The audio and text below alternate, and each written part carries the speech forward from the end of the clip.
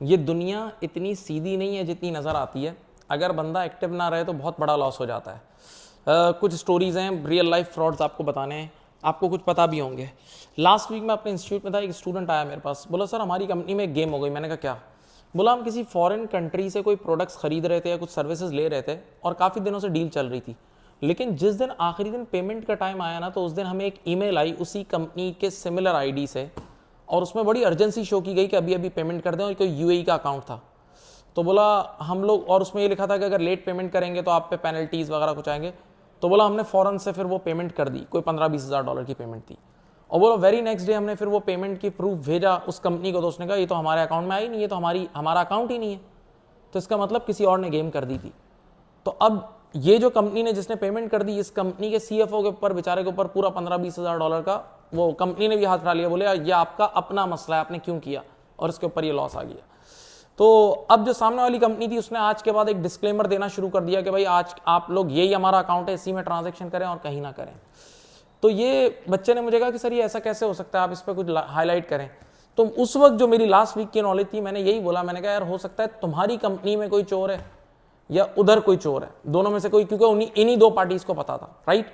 लेकिन बहरहाल जब मैं घर आया तो मैंने फिर रिसर्च शुरू की और मैंने कुछ एक्सपर्ट्स से पूछा इंडस्ट्री के, तो उन्होंने कहा जरूरी नहीं है इन दोनों में से किसी एक कंपनी में चोर हो, कोई थर्ड पार्टी भी हो सकती है। और उन्होंने मुझे कुछ किस्से सुनाए जो मैं आपकी खिदमत में पेश करूंगा। पहला किस्सा आज से 20 साल पुराना है कि पाकिस्तान में एक कंपनी थी, उनको कुछ सिंगापुर से कोई प्रोडक्ट बाय करनी थी, तो वो लोग कम्युनिकेशन में थे, काफी दिनों से ईमेल पर ट्रांजेक्शन हो रही थी। तो सिंगापुर वालों ने कहा आप आ जाएं। तो जब ये पहुंचे ना, तो वहां मिलने कोई पाकिस्तानी बंदा आया, तो इनको शक हुआ, ये जो यहाँ से बायर थे पाकिस्तानी के, उन्होंने कहा यार वहां तो सिंगापुरियन कंपनी थी। तो थोड़ी देर डिस्कशन के बाद उस पाकिस्तानी बंदे ने बता दिया, बोला हम सिमिलर प्रोडक्ट आपको देंगे जो वो कंपनी दे रही थी, और कम दामों में अच्छी क्वालिटी में देंगे, और हमें ये ट्रांजैक्शन इसलिए पता लग गई क्योंकि हम आपकी पूरी ट्रांजैक्शन ट्रेस कर रहे थे, आप उस कंपनी की ईमेल पूरी ट्रेस कर रहे थे, जिसे ईव्स ड्रॉपिंग के नाम से कुछ कहा जाता है। तो बहरहाल फिर इस पाकिस्तानी कंपनी ने उसी पाकिस्तानी से खरीद ली चीजें, क्योंकि वो सही प्रोडक्ट दे रहा था और सस्ती दे रहा था, और डील बन गई और उसने सच भी बोल दिया था। लेकिन ये पॉसिबल है कि एक थर्ड पार्टी भी आपकी ईमेल देख सकती है। इसका तोड़ भी बताता हूं। सेकंड एग्जांपल उन्होंने क्या दी, बोला एक बार ऐसा हुआ कि ये किसी कंपनी में ही हुआ था कि बॉस, वो लोग कुछ और प्रोडक्ट किसी फॉरेन से कोई प्रोडक्ट खरीद रहे थे, और आखिरी पेमेंट का दिन आया, पेमेंट का दिन था। तो बॉस की तरफ से असिस्टेंट को बॉस के ऑफिशियल आईडी से ईमेल आई कि अभी अभी अर्जेंट इस अकाउंट पे पेमेंट कर दो। तो वो असिस्टेंट ने सोचा यार बॉस इतनी अर्जेंसी क्यों दिखा रहा है कि अगर पेमेंट नहीं हुई तो इंटरेस्ट लगेगा, और इतनी अर्जेंसी। तो उसको थोड़ा शक हुआ, बोला क्योंकि मैं अभी थोड़ी देर पहले तो बॉस से मिला था और बॉस वॉज वेरी नॉर्मल। तो उसने फौरन से बॉस को कॉल की, तो बॉस ने कहा मैंने कोई ईमेल नहीं की और पेमेंट नहीं करना भाई, ये कोई नकली गेम है।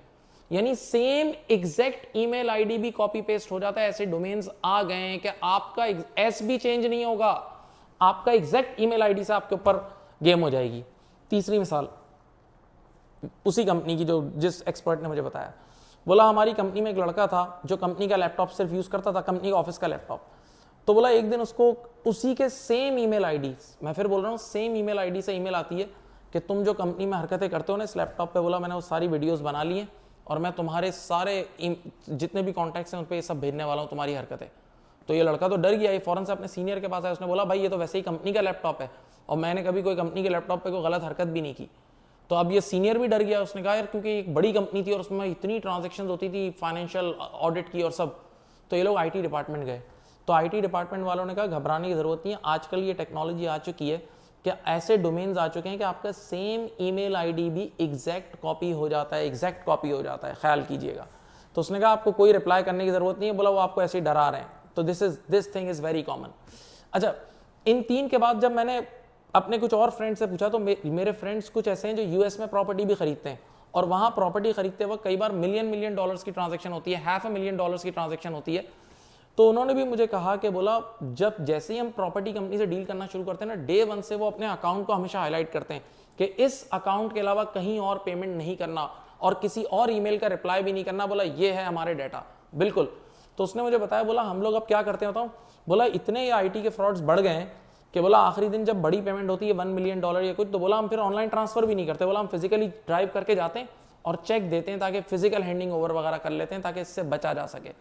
अब सवाल ये कि इसके अब इस वक्त 2022 के अंदर इतनी सिक्योरिटी है, अब सिक्योरिटी इतनी है क्योंकि HTTP सिर्फ लिखा होता है ना तो वो अनसिक्योर्ड होता है, लेकिन HTTPS जो होता है ना, और कई बार ताला बना हुआ होता है, तो वो सिक्योर्ड होता है। या अगर रेड लाइट जल रही होती तो वो अनसिक्योर्ड होता है, और ग्रीन लाइट हो जाती तो वो सिक्योर्ड होता है। अब दुनिया में इतनी टेक्नोलॉजी आ गई है, लेकिन बहरहाल आपको अपनी ईमेल को इनक्रिप्ट करना है, क्योंकि जो मैंने किस्सा सुना है ना, वो जो सिंगापुर वाला, उसमें वो इनक्रिप्ट नहीं होती तो वो आपके कई बार मसले मसाइल होते हैं। तो इस सिक्योरिटी पे आपने पैसा लगाना है, वरना बहुत बड़ा लॉस हो जाएगा। आखिरी एग्जांपल मैं दूंगा इसमें, ये कुछ इंडियंस ने फ्रॉड किया था। अच्छा, यहाँ कोई अपने दिल पे मत ले, मैं कोई वो पाकिस्तान इंडिया वाली गेम नहीं खेल रहा ना, मेरे पास इतना टाइम है। मैं इसलिए बोल रहा हूँ क्योंकि इंडिया आईटी में बहुत आगे, जब इंडिया आईटी में बहुत आगे है ना, तो वहाँ फिर ऑब्वियस सी बात है, आईटी के स्पेशलिस्ट ऐसे हैं कि कुछ फ्रॉड्स भी करते हैं। हर मुल्क में प्लस माइनस चलता है। तो ये इंडियंस ने किया था, और आप जाके सर्च भी कर सकते हैं, आयरिस का फ्रॉड। आयरिस मींस यूएस का टैक्स डिपार्टमेंट, तो यूनाइटेड स्टेट्स में हुआ था। अब ये फ्रॉड सुने कैसा हुआ था। लेटेस्ट से मैं ये एक यूएस का सिटीजन हूँ, मुझे एक ईमेल आती है आयरिस की तरफ से, और उसमें लिखा हुआ है कि आपने फला ट्रांजेक्शन जो की थी ना, you are eligible for $2500 tax refund. तो अब एक आम आदमी को जब ये ईमेल आएगी कि आपको टैक्स रिफंड मिलने वाला है, तो आम आदमी तो खुश हो जाएगा। तो मुझे बोला जा रहा है कि आप अपना अकाउंट डिटेल्स दें, तो मैंने फौरन से अपनी अकाउंट डिटेल्स और बैंक की सारी डिटेल्स दे दी। सुने, तो अब उन्होंने, वो जो सामने वाली कंपनी है ना, जो फ्रॉड कंपनी है, ऑब्वियसली जो हैकर है, उसने आपको प्रॉमिस किया था $2500 देने का, और वो आपको भेजेगा $4000। $4000 का एक इंटरफेस बना के, आर्टिफिशियल इंटरफेस बना के भेज देगा आपको। जैसे ही वो लिंक रिसीव होगा, आप क्लिक करोगे तो आपको एक वेबसाइट मिलेगी जो आपकी बैंक की होगी, क्योंकि उनके पास ऐसी टेक्नोलॉजी थी, और उसमें लिखा होगा यस यू रिसीव $4000। अब जरा सोचें, इनिशियली उसने आपको प्रॉमिस किया था कि आपको $2500 का रिफंड मिलना है, और भेजे कितने? $4000। थोड़ी देर बाद आपको एक और ईमेल आएगी, sorry we have transferred you $1500 extra, so kindly return our $1500। तो अब बंदा तो खुश हो जाएगा कि यार मुझे बैठे बैठे 4000 मिल गए, जबकि मेरा हक $2500 था। तो अब वो आपको वापस करने, और अब वापसी के वक्त जो वो अकाउंट दे रहा है ना, वो जेन्युइन अकाउंट है, और आपने यहाँ $1500 ट्रांसफर किए, चले गए, और बाद में आपने जब अपनी अकाउंट डिटेल्स चेक की ना, तो उस वक्त आपको पहले $4000 रिसीव ही नहीं हुए थे, सिर्फ आपका एक आउटफ्लो, यानी नेट आपका $1500 का लॉस हो गया। अब यहाँ एक सवाल आता है आपके जहन में कि सर उस दौर में वो मैसेजेस वगैरह नहीं आते थे। उस दौर में बैंकिंग सिस्टम इतना स्ट्रांग नहीं था, अब बहुत ज़्यादा स्ट्रांग है, तब ये फ्रॉड पॉसिबल हो गया था। एक और फ्रॉड भी हो रहा था, ये भी आप सर्च कीजिएगा, वो ऐसा था, वो भी यूएस वगैरह में हो रहा था कि देखें, हम पाकिस्तानी या इंडियंस या बांग्लादेशी जब पहली बार यूएस जाते हैं या यूएई जाते हैं, तो हमें डराया जाता है कि भाई यहाँ का लॉ बहुत सख्त है, यहाँ कोई गलत काम नहीं करना। तो बंदा वैसे ही डरा हुआ होता है, कुछ घबराया हुआ होता है। तो ऐसे लोगों को भी ये लोग ईमेल करते थे कि भाई आपसे फला गलत काम हो गया है, फला मेडिकल बेनिफिट आपने ले लिया, आप इसके लिए एलिजिबल नहीं थे, और अब आप काइंडली $1000 में पे करें, वरना आपको डिपोर्ट कर देंगे। तो ऐसी भी बहुत ट्रांजेक्शन हुई हैं।